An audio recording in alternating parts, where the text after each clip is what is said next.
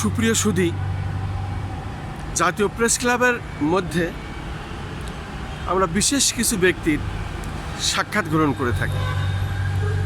ঠিক তেমনই একজন ব্যক্তি বিগত স্বৈরাচার আমলে উনি কিছু স্পষ্ট কথা বলার কারণে তার চাকরিচ্যুত হয়ে যায় এবং তারপর থেকেই সে কিন্তু তার আন্দোলন আরও তীব্র করেছেন। উনি কিন্তু থেমে নাই।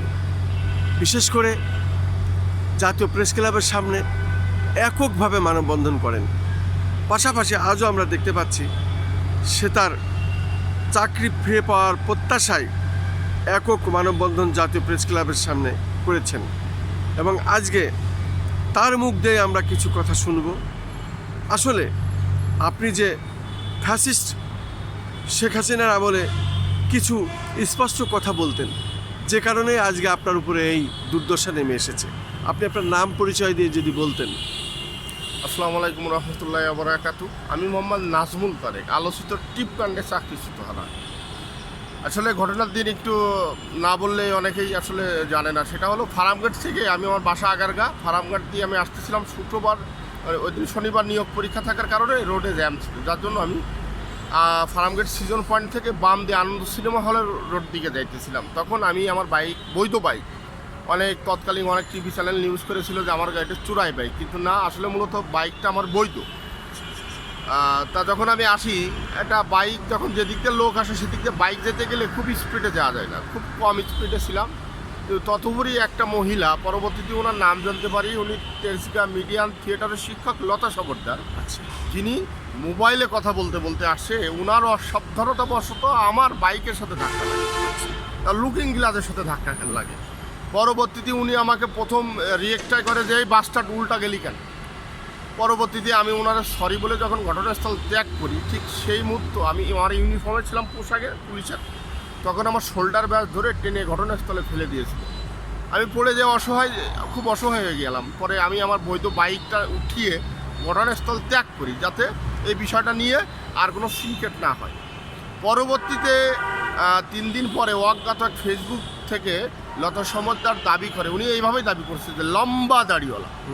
তার মানে কি, ওনার ডিরেক্টলি সমস্যা হলো, ওনার ডিরেক্টলি হলো যে আমরা যে নবী সুন্নতটাকে ফলো করতেছি, এইটাই ওনার সমস্যা। এবং আপনি জানেন যে ফ্যাসিবাদের আমলে মুসলমান এটা ট্যাগ দেওয়ার চেষ্টা করতো, দাড়ি টুপি থাকলে জঙ্গি, জামাত শিবির, কিছুতে কিছু হলেই বলে জামাত শিবির। তা আমাকে যখন বলছে যে লম্বা দাড়িওয়ালা, আমাকে এইভাবে অভিযুক্ত করেছে, একটা জিডি করেছিল থানায়, যে একটা লম্বা দাড়িওয়ালা গাড়ির পরে বসেছিল, কিন্তু আমি বলে যাইতেছিলাম, গাড়ির পরে বসে আমাকে লোলুপ দৃষ্টিতে তাকাইছে। প্রিয় দর্শক, আমার চোখটা একটু বড়, জন্মগতভাবে বড় থাকার কারণেই আল্লাহ সুবহানাহু ওয়া তাআলার কাছে শুকরিয়া আদায় করি, কিন্তু আমি ওনাকে লোলুপ দৃষ্টিতে তাকাইনি। কারণ একটা মুমিন কখনো একটা মহিলার দিকে তাকানোর কোনো সুযোগ ইসলামে দেয়নি।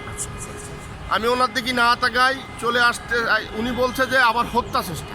প্রথমে বলছে যে ইফটিজিং করছে, টিপ পরানে। টিপ হলো কি, ইব্রাহিম আলাইহিস সালামের যখন নমরুদ আগুনে ফেলার চেষ্টা করে, তখন শয়তান তাকে যুক্তি দেয় যে ফেরেশতারা ধরে রাখার কারণে ফেলতে পারতেছে না, তখন ইয়ং কিছু মেয়ে ছেলে নিয়ে এসে জিনা করা, তার পরবর্তী তাদের সম্মানস্বরূপ এই টিপটারে প্রদান করে, এলো ইসলামের ব্যাখ্যা।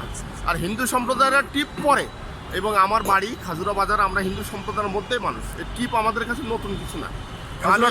কোন জেলা? আমাদের হলো যশোর জেলা, খাজুরা বাজারের বাড়ি। আর তারপরে আপনি বিবাহিত?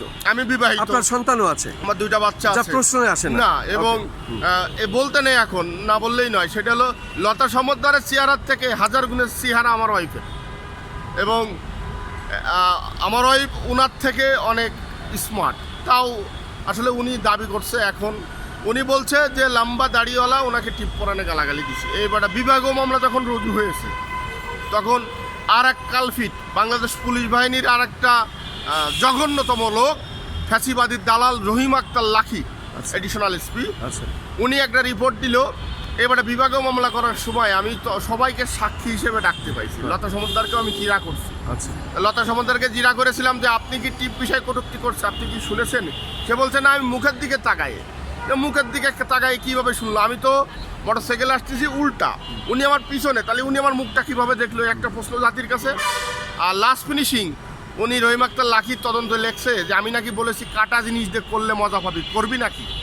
তা দেখেন আজকে মুসলমান কত নির্যাতনের শিকার আমরা ফ্যাসিবাদের আমলে, এবং এই ফ্যাসিবাদের দোষর রহিম আক্তার লাখি, এই ও তাটা মেয়ে, ওর সম্পর্কে জানলাম ওর 3টা বিয়ে হয়েছে, তাহলে ওরও তো ক্যারিয়ার ভালো না। তাহলে আপনি কি তাদেরও বিচারের আওতায় আনতে আমি চান? অবশ্যই আমি ন্যায় বিচার চাইতেছি, এবং রহিম আক্তার লাখিরও বিচার চাচ্ছি, এবং এই লতা সমুদ্রের বিচার চাচ্ছি, এবং 2 সদস্য বিশিষ্ট তদন্ত কমিটি হয়েছিল। সে কমিটিতে রিপোর্ট দিয়েছে যে টিপ বিষয়ে কটূক্তির কোনো প্রমাণ পায়নি, তাহলে তো আমি অপরাধ নাই আমার। ইয়েস। তারপরেও প্রত্যক্ষ সাক্ষী মাস্ক বিক্রেতা নাইম ঘটনাস্থলের কাছে মাস্ক বিক্রি করতেছিল, তাকে আমি জিজ্ঞাসা করি যে আপনি কি টিপ বিষয়ে কিছু শুনেছেন?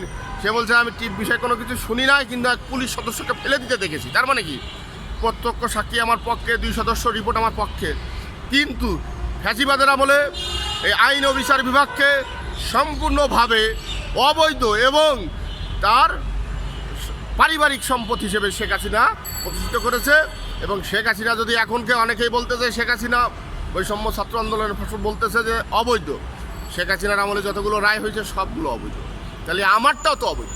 আমার প্রমাণ নাই, প্রত্যক্ষ সাক্ষী আমার পক্ষে, 2 সদস্য বিশিষ্ট সাক্ষী আমার পক্ষে, তারপরেও কেন আমার চাকরি গেল? কি এক অদৃশ্য কারণে আমার চাকরি গেল? শুধুমাত্র আমি মুসলমান, দাড়ি টুপি থাকার কারণেই মূলত আমার চাকরি দিয়েছে। এরপর ফ্যাসিবাদ পলানোর পরে তৎকালীন আপনারা জানেন অনেক অ্যাক্টার যারা কপালে টিপ পরে পরে ছবি দিয়েছিল, তাদের বিরুদ্ধে আমি একটা মামলা করেছি। যে মামলাটা বিজ্ঞ ম্যাজিস্ট্রেট আদালত ওসি শেরে বাংলা নগরকে তদন্ত দিয়েছে। তদন্ত শেষ করেও আজও কেন ওসি শেরে বাংলা নগর তদন্ত রিপোর্ট দিচ্ছে না?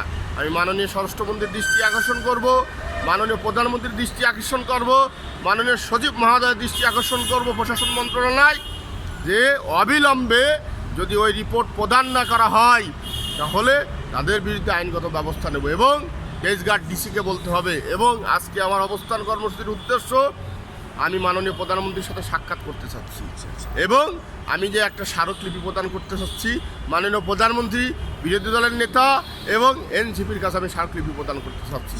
এবং এই স্মারকলিপিটা প্রধানমন্ত্রীর কাছে যাবে কিনা আমার সন্দেহ হয়, কারণ ফ্যাসিবাদের অনেক দোষর এখনও বলবৎ আছে।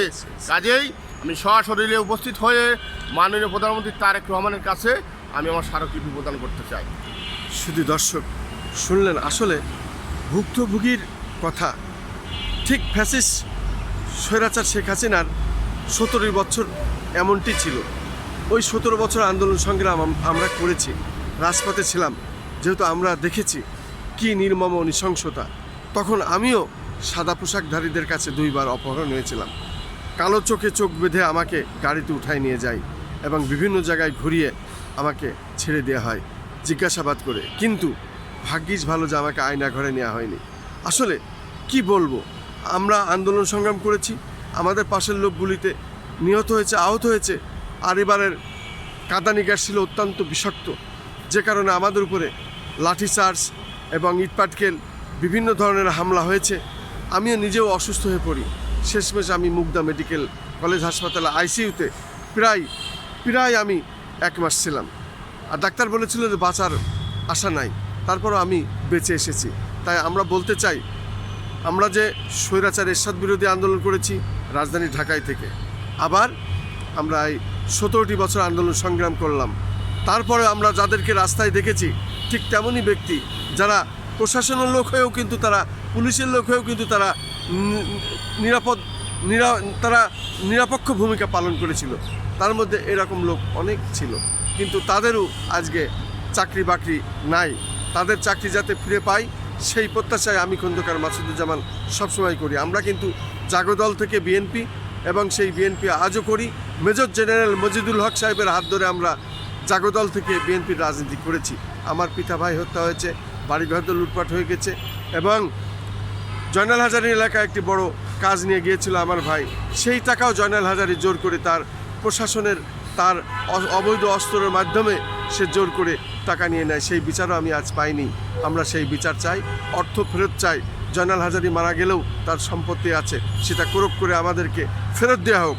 পাশাপাশি আমি আরও বলতে চাই যে ওই সময় যারা ফ্যাসিস্টদের নির্যাতনে চাকরি হারিয়েছে তাদের চাকরি ফিরিয়ে দিতে হবে।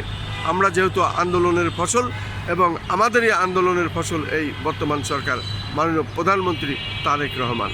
আসসালামু আলাইকুম।